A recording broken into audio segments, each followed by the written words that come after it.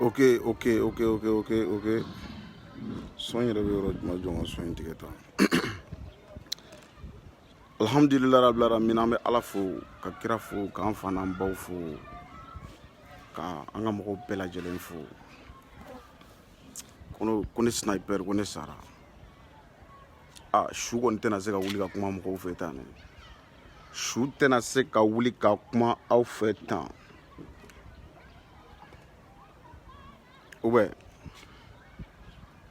Maintenant ne y'o de fɔ ne ka vidéo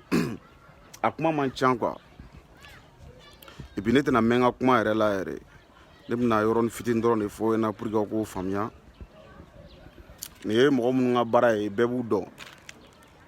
Mɔgɔ wɛrɛw tɛ. Gilajaw de don quoi. Gilaja ye jɔn ye Iba One ka fanu.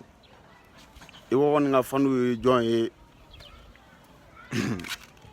Ko mɔgɔ si ala kana fantan kalifa ɲɛngo la quoi parce que gilaja kɔrɔ yɛrɛ kɛra ɲɛngoya de ye. N b'i fɛ tɛ tuguni ɲɛngoya de don. Non seulement aw ye Mali bɛɛ juguya ka Mali rappeur bɛɛ juguya.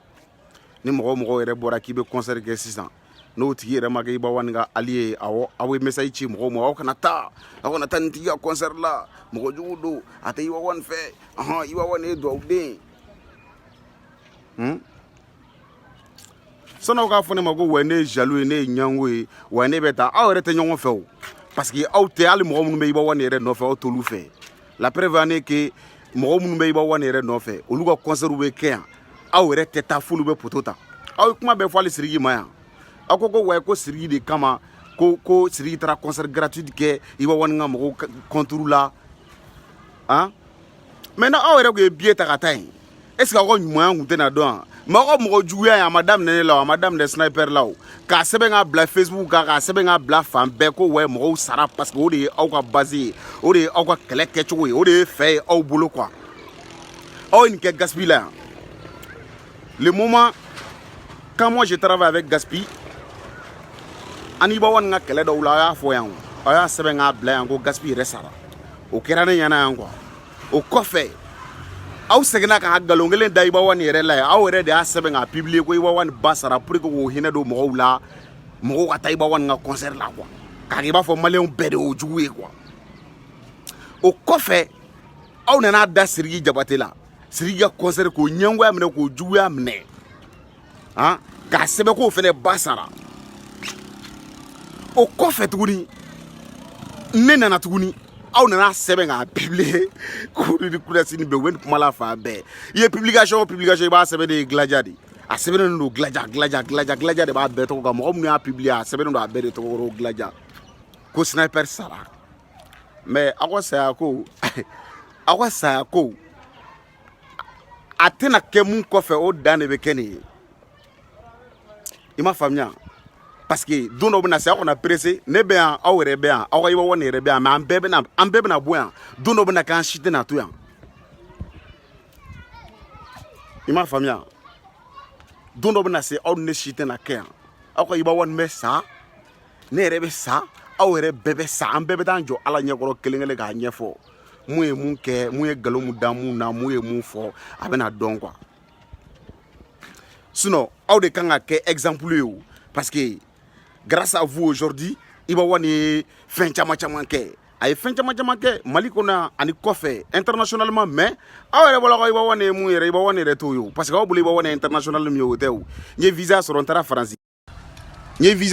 Faransi visa Schengen bɛ Faransi ni dugu minnu cɛ n bɛ n terikɛw wele u ye classe dɔ ta ou bien réunion kɛ salle dɔ ka fɛn dɔ organiser ko concert international n'o ye international n'o tɛ international ye aw yɛrɛ b'o dɔn.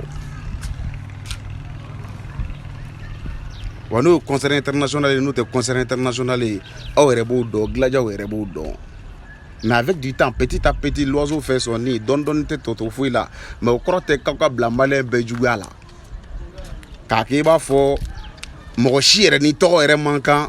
mɔgɔ si rappeur yɛrɛ foyi ni foyi man kan aw fɛn bɛɛ ye Iba One de ye aw ŋ'o ye ɲɛngoya de ye sinon i bɛ mɔgɔ fɛ o kɔrɔ tɛ ko wa ye ko juguya o aw taara fɛn bɛɛ sɛbɛn aw taara commentaire kɛ ka ne fa nɛni ka ne ba nɛni o ma ne tɔɔrɔ mais k'a sɛbɛn k'a bila ko mɔgɔ sara hali mɔgɔ tɛ saya ko nkalon da i jugu la mɔgɔ tɛ sɔn k'a fɔ hali jugu ma ko wa i k'a sara quoi mais ni mɔgɔ molobali a ye molobaliya bɔ ci jama la i b'a fɔ a ɲɛna k'a kasa bɔlen don quoi Gladiaw aw ye molobaliya bɔ de ci wa a kasa bɔlen de don parce que n tɛna se k'a fɔ ko Gladia yɛrɛ bɛɛ parce que y a des Gladia yɛrɛ baden de bɛ yen minnu ne bɛ communiquer an bɛ fɛn caman fɔ ɲɔgɔn ɲɛna an bɛ fɛn bɛɛ fɔ an bɛ barow kɛ an bɛ kow kɛ mais mɔgɔ jugu de bɛ jama la mɔgɔ jugu de bɛ jama la mais nin bɛɛ bɛna ban parce que aw ka Iba1 yɛrɛ bɛna sa o aw kana perese aw ka Iba1 bɛna sa a tɛ mɛn yɛrɛ ne de y'a fɔ yen nɔ c'est moi Sniper Kelezanke aka le rebelle du rap malien a dannen don an tɛ siran ne tɛ siran foyi ɲɛ ne tɛ siran ale aw b'a ka yama ne tɛ siran fosi ɲɛ ne tɛ siranna fosi ɲɛ aw bɛ ka saya yɛrɛ mun fɔ dɛ parce que saya de y'aw siranna fɛn tuma bɛɛ aw bɛ saya ko public la aw bɛ siran saya ɲɛ ne tɛ siran saya ɲɛ o ne yɛrɛ kɛlɛ ne bɛ siran fɛn fila dɔrɔn de ye diɲɛ kɔnɔ adamaden ɲama adamaden ɲama ani banajugu ne bɛ siran na o de ɲɛ sɔrɔ ne tɛ siran fosi ɲɛ diɲɛ kɔnɔ ala ka masaya kɔfɛ voilà a dannen don mais aw tɛ saya ko nkalon da mɔgɔ wɛrɛ la a dan bɛ kɛ ne ta ye quoi i m'a faamuya parce que aw yɛrɛ ni ne ka taa publier sisan ko aw sara mɔgɔ k'aw ba wele so k'a fɔ a ɲɛna ko wa k'i den sara voyage sira fɛ wa a kɛra ta ka taa photo yira a la aw ba bɛ kɛ cogo min na dɛ tɔw fɛnɛ ba bɛ kɛ ten de ou mɔgɔ ka t'o fɔ aw fa ma dɛ o fɔ aw fa ɲɛna k'aw sara aw fa bɛ kɛ cogo min na dɛ mɔgɔ tɔw fa de bɛ kɛ ten i m'a faamuya Iba1 kelen ba man kɛnɛ o ne yɛrɛ ba man kɛnɛ o Iba1 kelen ba man kɛnɛ dɛ ne yɛrɛ ba man kɛnɛ walayi bilayi taala bɛɛ ni alikuranɛ cɛ i m'a faamuya mais an tɛna bɔ de ka fɛn dɔw ɲɛfɔ mɔgɔw ye Facebook ni fɛnw kan k'i yɛrɛ hinɛ don mɔgɔw la i y'a faamuya bon ne ba yɛrɛ ka bana wuli yɛrɛ parce que aw nkalon tigɛ k'a publier ko ne sara ne yɛrɛ ba kirinna de an yɛrɛ tilala o ko la bi da alhamdulilayi rabbil alamin an bɛ ala fo mais aw ne bɛ ɲɔgɔn na de aw ne bɛ ɲɔgɔn na de parce que aw tɛ kɛlɛ dɔn ni aw kelen de ye ka kɛlɛ la wuli i m'a faamuya fɛn fɛn bɛ gindo la ko bɛ yen aw talen don aw dogo ko kɔfɛ an bɛna nin bɛɛ ɲɛfɔ mɔgɔw ɲɛna Iba1 kɛlen don ka Iba1 kɛlen don ka fɛn o fɛn i dogo fɛn o fɛn kɔfɛ Mali rap in na yan dɛ ka nkalon tigɛ mɔgɔw ye k'i yɛrɛ hinɛ don mɔgɔw la pour que fɛn dɔ ni fɛn dɔ nkalon dɛ ne y'o de fɔ aw ɲɛna o n ko ala kɛlɛ de bɛ nalen parce que ni mɔgɔ fila bɛ kɛlɛ la dɔw b'a fɔ ko ala hinɛ karisa la karisa kama mais ni ala ka kɛlɛ wulila mɔgɔ si tɛna fɔ ala ma ko hinɛ karisa la bɛɛ bɛ jɔrɔla i yɛrɛ kungo de la i m'a faamuya ni duwawu bɛ Iba1 kɔ Iba1 ye duwawuden ye Iba1 kɛra ta Iba1 de ka fisa ni Mali rappeur bɛɛ a bɛna dɔn parce que nkalon bɛ mɛn de o nkalon mana so mun jɔ n bɛ taa bɔ ye o b'o so ci a tɛ mɛn o parce que nin bɛɛ ye denmisɛnninya baara de ye aw yɛrɛ bɛ ka ne dɔgɔya ne filɛ n ka so de o je suis chez moi comme ça hein bɛɛ bɛ ne dɔn alhamdulilayi rabbil alamin ne kɔni ne ye rap in kɛ o ne ma rap in kɛ o ça va chez moi parce que ne bɛ n ka kulu la parce que ne yɛrɛ ala man kɛ bɛɛ ɲɛmɔgɔ ye Mali rap la mais ala ye n kɛ camancɛla mɔgɔ ye awɔ n y'a ɲini de ka se yan wa mɔgɔ si ma ne dɛmɛ ka se yan fɛnɛ i y'a faamuya donc alhamdulilayi rabbil alamin ni tɔgɔ ko don Iba1 ko bɛ fɔ yɔrɔ min na anw yɛrɛ tɔgɔ bɛ fɔ yen Mali rappeur tɔw tɔgɔ bɛ fɔ yɔrɔ min na an bɛ fɔ yen bɛɛ n'i bɛrɛmata de don an ma t'u deli tile kelen yɛrɛ wa mun b'an bolo o y'an bɔ hali k'a da jama min yɛrɛ ne wele ko wa k'u y'a mɛn ne sara ni mɔgɔ min ne écrit ne yɛrɛ y'a dɔn bi ko ne ye ca kɛ ne ye baara kɛ hali ni ne sara bi ne somɔgɔw yɛrɛ bɛn'a dɔn ko wa ko cɛ dɔ sara parce que Mali bɛɛ bɔra nin kalama sisan k'aw taara nkalon tigɛ k'a publier Iba1 ka fanu Gladiaw ɲɛngoya Gladiaw kɔrɔ de kɛra ɲɛngoya ye ka taa publier ko Sniper sara mɔgɔ yɛrɛ bɛ nin kisi n'i ka mɔgɔ yɛrɛ ye diɲɛ kɔnɔ aw ye kuma bɛɛ fɔ ne ma Mali rappeur taara Faransi bɛɛ bɛ ka taa Faransi bɛɛ taara yan fɛ i yɛrɛ kan ka taa aw bɛ ka pressé de o caman fɛnɛ taara Iba1 yɛrɛ ɲɛ o n'ala ni ala kɛra sɔnna ma an fɛnɛ n'an ka hɛrɛ bɛ an y'o de deli ala fɛ an ka hɛrɛ tɛ ko min na ala kana an don o la an ka ko la san nataw la inshallah an yɛrɛ bɛna taga o an bɛ taa an bɛ segin wa an taga cogo bɛ ɲa ni caman ye parce que nin rappeur caman bɛ u taara Faransi yɛrɛ u tɛna tubabu yɛrɛ u ɲɛ la aw b'a dɔn ne b'a dɔn a caman tɛna hali tubabu ɲɛ la u bɛ segin ka na u tɛna tubabu ɲɛ la parce que minnu yɛrɛ bɛ taga n'olu ma da la dɔw bɛ sɔn ka boli parce que ne yɛrɛ cɛnin dɔ bɛ jama in na ne yɛrɛ ɲɛ bolo u bɛ sɔn ka boli n'u m'u kɔlɔsi o la dɔrɔn u bɛ boli mais an taga cogo n'aw taga cogo tɛ kelen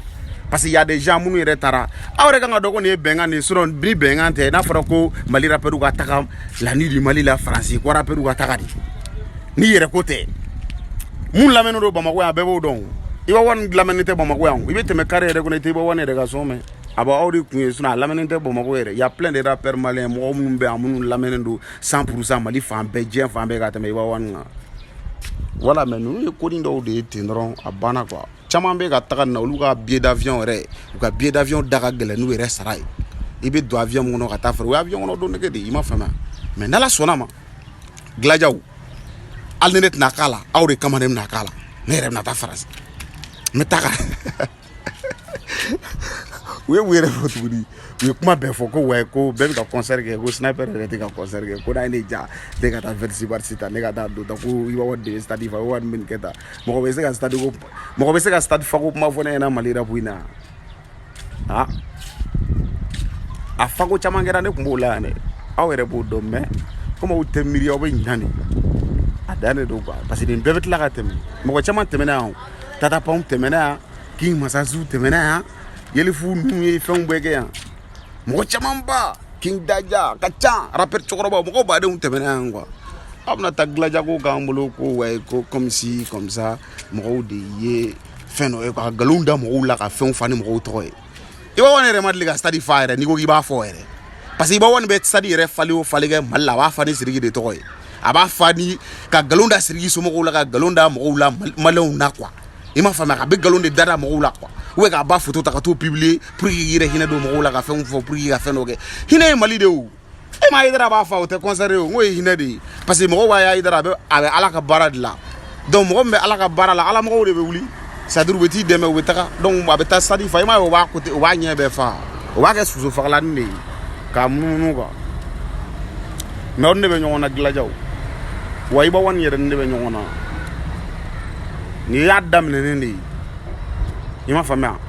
arrêtez son avocat ne be nyona da te son go mirere parce que depuis ni wakati mina e kumbologo munde do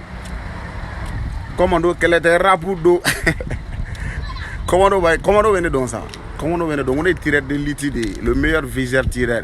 sniper c'est l'homme qui voit très loin sniper c'est le meilleur viseur tireur hein obna famia dera ni vidéo kuma cha ya famia glajaw de Mali rapu nyangwe bi olu de rapper wure bega nyangwe bi parce que mo ni